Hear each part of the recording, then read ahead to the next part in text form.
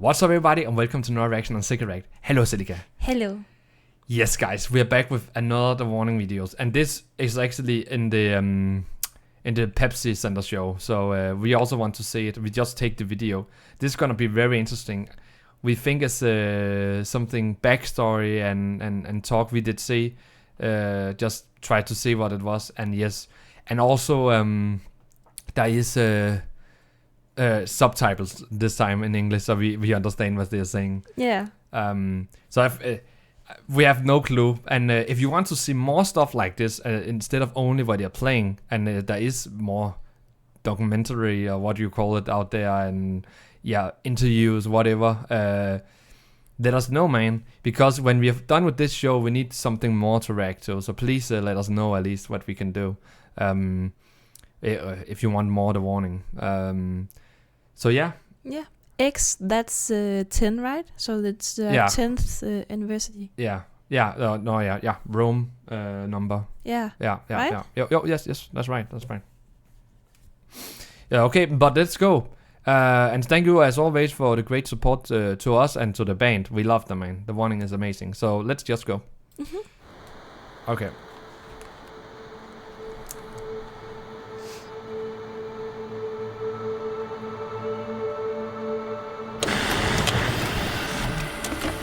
Bueno, cuando empezó la banda yo tenía 7 años, creo, no estoy segurísima si tenía 7 o acaba de cumplir 8.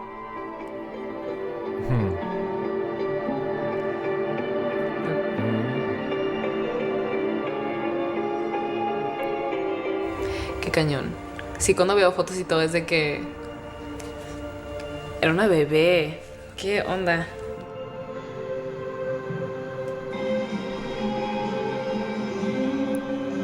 ¿Qué?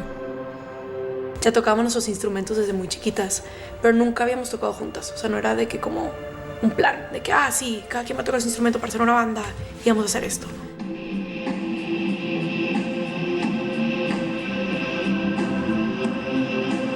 Nada era importante, nada era... O sea, era solo diversión, ¿no? Poder hacerlo juntas yo creo que fue lo más divertido, ya que todas estábamos chiquitas y sí, así empezamos a tocar juntas. Ahí fue en donde como nació esta idea de seguir haciendo música juntas. Yo creo que ya fue un cambio bien cañón el empezar a tocar en vivo y el empezar a notar que gente nos conocía y quería conocer más de nuestra música y de nosotras. ¿Qué tienes? ¿Qué haces? ¿Qué eres? ¿Qué soy?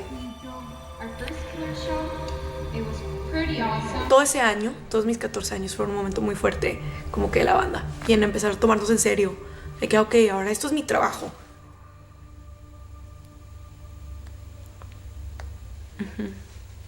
¿Cuál es el precio de tener una banda de 10 años a tus 23? Ya.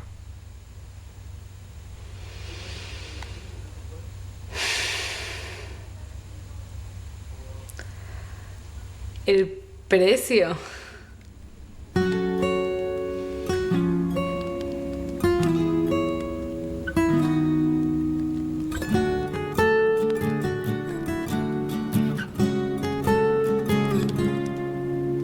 Yo creo que sí hemos crecido mucho juntas y nos hemos ayudado mucho a crecer en este ambiente que crecimos, que es muy diferente al que una persona normal hubiera crecido.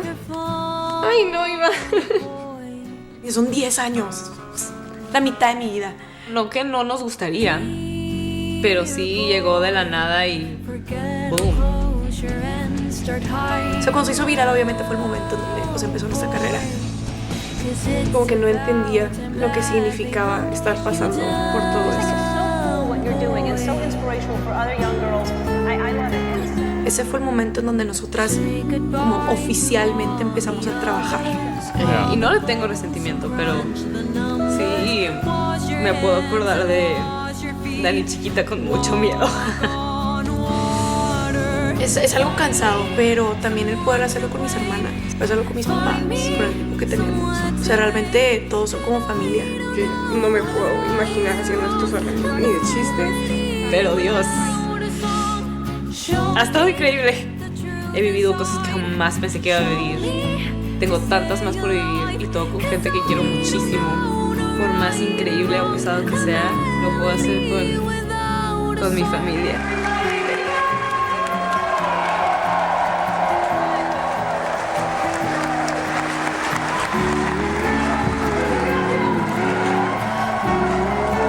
Ese día lloré mucho. Ya no era, estamos haciendo covers, somos una banda de covers. Estamos sacando nuestro disco. Yeah. Tipo, iba creciendo nuestro equipo. Híjole, no soy solo yo. También es Rudy, también es Carlos, también es Lalo. Y ya no me acuerdo cómo llegó a que la gente empezó a siquiera querer vernos tocar en vivo. En esos momentos estás tan en automático que de repente me veo tocar y digo, ¿cómo sé hacer eso? ¿A qué hora aprendimos eso? A través de los años empezamos a tocar todavía más. Tuvimos experiencias muy chidas abriéndole a gente muy importante.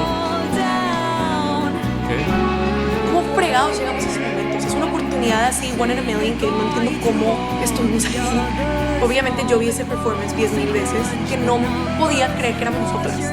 Yo creo que lo que yo considero el momento más importante de nuestra carrera fue abrir la Muse. Muse, that's crazy. Es impresionante ver tanta gente en un lugar. ¿En qué momento? ¿En qué momento? Es demasiada gente. Ver ese cambio en el crecimiento de nuestro público, no solo en nuestro país, pero mundialmente. Estamos a 50 días de que nos fuimos de casa y a punto de tocar en el estadio más grande que hemos tocado en nuestras carreras. Está bien raro pensar que llevamos 10 años de esto, porque estoy diciendo que apenas vamos empezando. ¡Qué cañón poder ser parte de historia! Eso es lo que somos, familia. De eso se trata nuestro trabajo. Ese soy yo, ese soy nosotras. No hay manera de describir ese momento. Aprendí demasiado, crecí demasiado. Y si esto nos está pasando ahorita, ¿qué nos va a traer el futuro?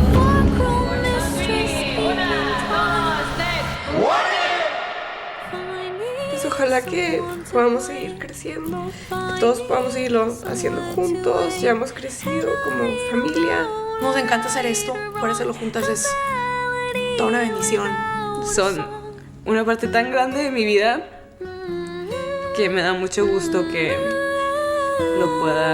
lo pude haber hecho estos 10 años y que lo puedo hacer por muchos más. Oh, it's already done. Lol, it was so fast. Yeah, it's really, really sweet. But you can also see the pain, the change and the pain. And I think people also did mention this in the comments, and I didn't really know. I was so sucked in, like to try to understand what they're going through. This is so hardcore. This is not just making music and all fun, and this is business from your child, and that's not like healthy. That's why kids normally play and not work. So I think that's the message here. They paid the price. Yeah, they're happy for where they are, but they had to pay a price. They paid the price. Yeah, they're famous. They're probably also rich, and they have been done something nobody have done before. But they paid the price, and it's not really. So that's the bad side, and the good side is of course the fame and all the experience and like the open from news. That's crazy, and I first think I saw with Dave Grohl, Guns N' Roses, I think Slash, whatever. So again, that there's also some and all the world tour and all the people they have been playing for and all the fans, but yeah, it's really really hardcore. Also, if you think about it, they got asked they have a band that's 10 years old now, at the age of 23. That's crazy to think about. Yeah, it is crazy. And like I said, it started when they was too young to work. I don't know actually in Mexico and US how old you have to be to work, But here you have to be 14 or something, and you can. Yeah, to have like a little job. Yeah, and that's only a side job. It's not a full-time job. You have to be, I think, 16 or 17. You could actually technically get a full job, but you will not really get paid much because you're under adult age. Free time work. Yeah. Free time job, I think it's called. Yeah. I'm not sure. Clarity. I don't know that way, probably. Clarity is like yeah, but you can also, but back to this. So that's and that's the thing I didn't knew, but it makes sense to me that the pay the price. There's a price on everything. Nothing is free, and I can't relate to that because I have never put so much into one thing, and because. When they did some covers back in the basement and people saw it on YouTube, I can relate to that. I have also been doing that. Also been doing live stream, and yeah, sometimes going really really well, but you still have your life beside that. You have a hobby. That's a hobby. That's all can do that. You can out there. You can take your guitar and make a cover. I can do it. Like there's no problem in that. You can do it in your free time as a hobby, for fun. But when you break that barrier, and we are talking professional and world tour, and remember they also have a contract. They have a manager. They have something. Okay, you have to do this. It's not only fun. You can do what you want. I'm a rock star. No, there's also like really business in it, and it's really really hardcore when you are young. Like because we all know that being a rock star can really be like can suck. Yeah, it can suck, and it's not only because you can have no privacy. It's also they are touring a lot, and it's really tiring to. I have only done it maybe 20 times. I've been live in front of a crowd. The thing is, though, at least when we do it like ourselves, we have to. Take all the equipment with us, put it up, and sound test, and at least they not have to do it when they're professional. They have people to do it everything for them. So they only like, but you're a lot on the run all the time. You're You're never really home. You're really really home. You're really enjoying your life, and especially as a teen, there's not much fun. So. I truly get the pain and see that pain. It's not only pain. Of course, it's also they're happy and surprised. But I think it's both things. And I think you guys also mentioned that. So I'm not trying to start something off here. I did see... but this is their destiny. So then they continue. And you can also see that she's saying that they continue. She want more. Even though it's hard... and painful and all that. That's what they're living for, and they love their fans, and that's also why they have such a great fan base, because they're not like giving up on us, and I'll say us because we're also getting really in the Warning Club here. Yeah. Wow, I'm just surprised. Also really brave to do this, like make a video like this and put it up live in front of a crowd. It's just and again to talk about it. It's just something again you didn't really see, but I haven't seen it. I have seen some bands, also big bands, never do like stuff like this. It's always just music and talk and that's it. That's what you come from. There's no personal stuff in it, and not really. No, as it also says there, thanks for 10 years, I guess. Yeah.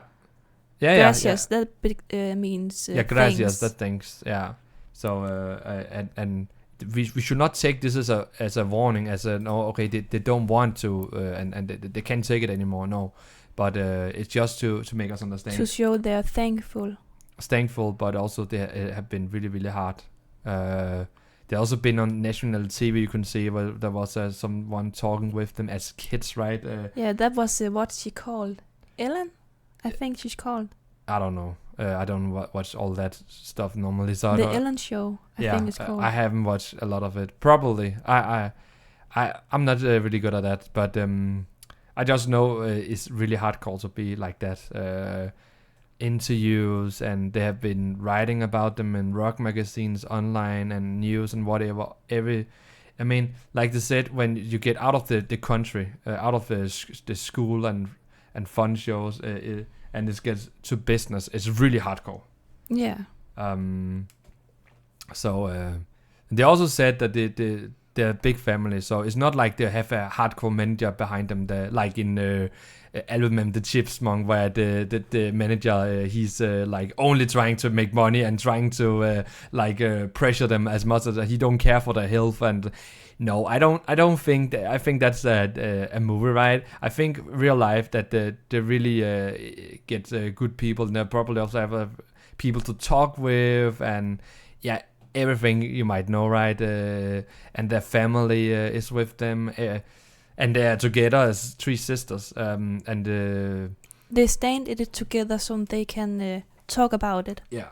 And they understand each other. And I don't think it could work if one of them lost it. So I think they all need that. They all the chain, like a big chain together. Yeah. So and that makes good sense. So I also hope that they can stick to it and continue, because they have 10 years, man, but they have more. But I'm so happy that I did see them on YouTube many years ago. I was really active. I'm just active. Active. I'm just happy that I already knew them from that time, and was impressed. But again, I was like I was 18 there, so I was in a different also. But and I never expected to come this far, like being worldwide famous and have hits. And even we have heard them in the radio. Hell You Call a Dream. In a Danish radio station play them, right? That's crazy. Because, and I say that because most of the time the stuff you hear on the radio is just the same old songs. Yeah, Nirvana, AC/DC, Metallica, Guns N' Roses, all the famous songs. You never really hear something newer music on the rock station. That's all time and I do like that, because I like the hits. So it's really rare that we hear. So to hear that in a Danish radio station, that was crazy. Yeah, no, dude, I'm just really love them, man. They're great. You have something to say? Otherwise, I think we're done here. I think you mentioned everything. I really try. And yeah, Siligas, you got a little emotional. I get so easy emotional when I see people get sad. Then I get sad too. I hate it. Yeah, that's how it is. But I didn't get emotional because I was really in the mood here to trying to understand and to every line, every face, signs and everything. I really tried to put it in here. Now when I could see what it was saying, that's why I look pretty. Yeah, you would say stone or not interesting. But I was actually really trying to watch it all. I felt the pain. Yeah, but me too. Me too. But I also had to understand it. But anyways, guys, thank you so much for watching. We will see you next time, and have a great day as always. And like, comment, subscribe. We see you. Bye. Bye-bye.